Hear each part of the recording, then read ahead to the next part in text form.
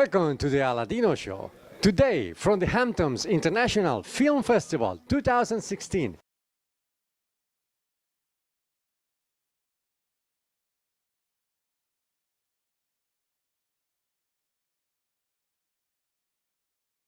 I'm very excited. I've come a lot of times, many years as a guest, and so this is the first time on the opposite role as a filmmaker, and it's especially meaningful to share my film here. So tell me a little bit about your film. Olympic Favela started as a photography project in 2012. I portrayed residents in Rio de Janeiro's favelas who are being evicted ahead of the Olympic Games being hosted there from their homes and communities. And then after a book was published in 2014, I started filming, and that short film is screening here. How safe was you? You went inside the favelas. How safe was for you shooting? It's an important question. It was safe, but it was safe because I did a lot of research and partnered with an NGO that made introductions for me on my behalf with residents in the favelas so that I could work productively and safely. So which city you mentioned you were?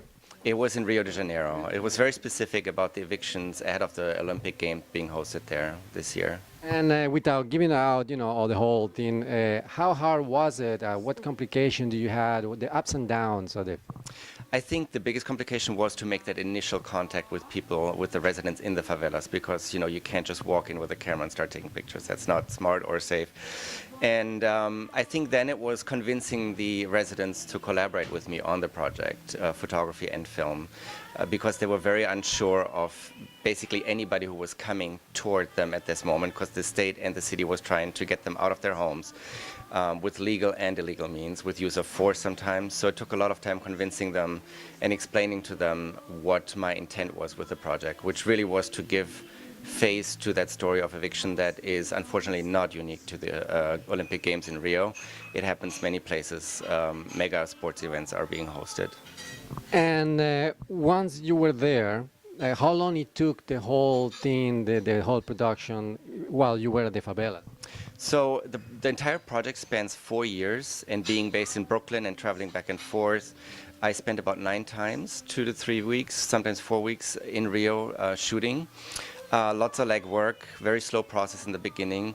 By the time I actually started shooting the film, the relationship was established with the residents, so that was helpful.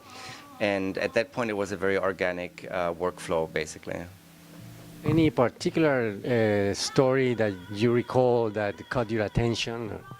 Well, it was a very collaborative project. I did portraits in environments with the residents, but I also made a series of images that features them holding emergency torches. So to play on the Olympic torch, but also incorporate the meaning of emergency, which these people were going through.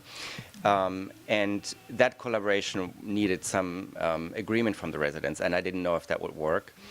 Plus, many people in Rio said it's not a smart idea to light fireworks as a gringo in the favelas.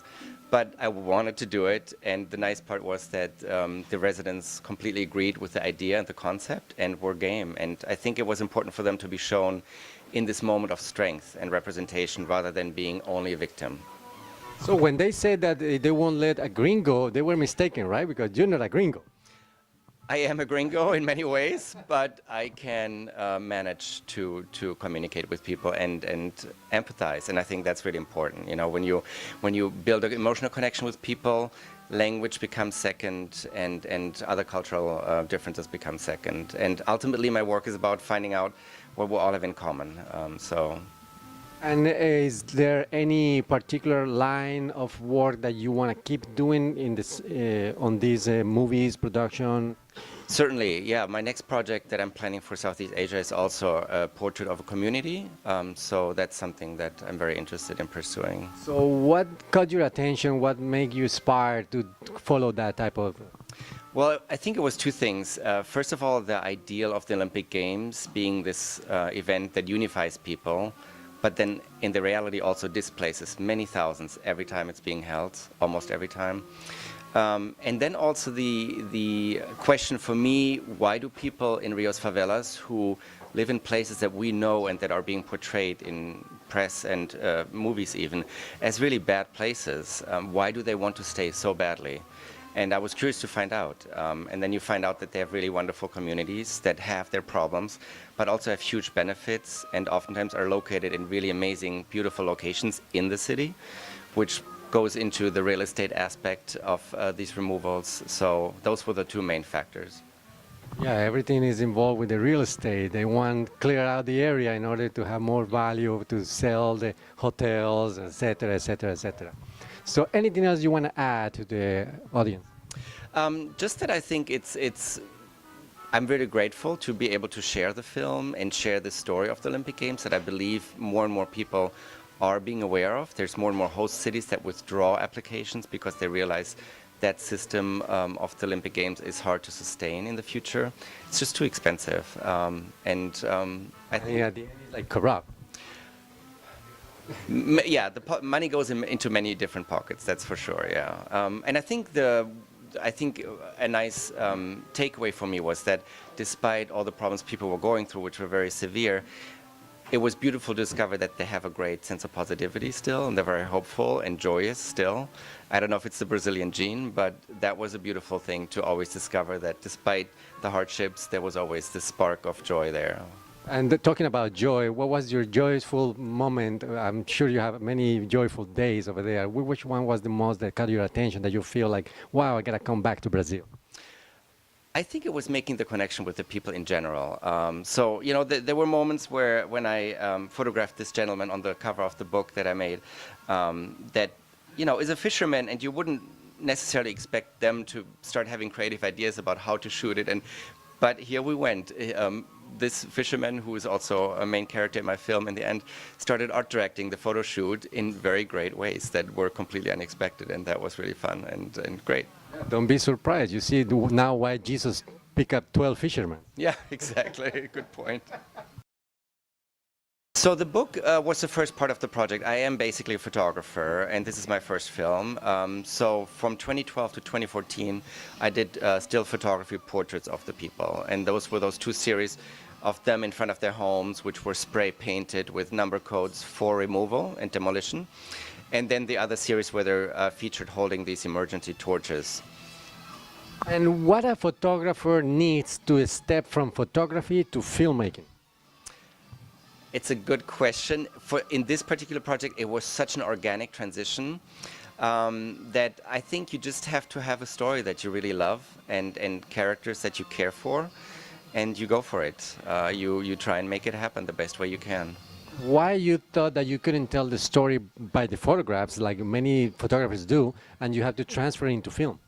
I think the main experience for me was that after publishing the book and having a large body of work, I had the desire to capture the passage of time that I lived through with these people.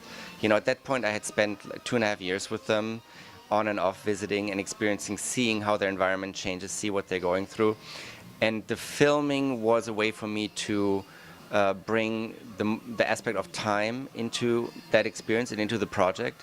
And also I love sound, so it was a nice way for me to bring sort of this sensory element, you know, that favelas are very rich of, into the film as well.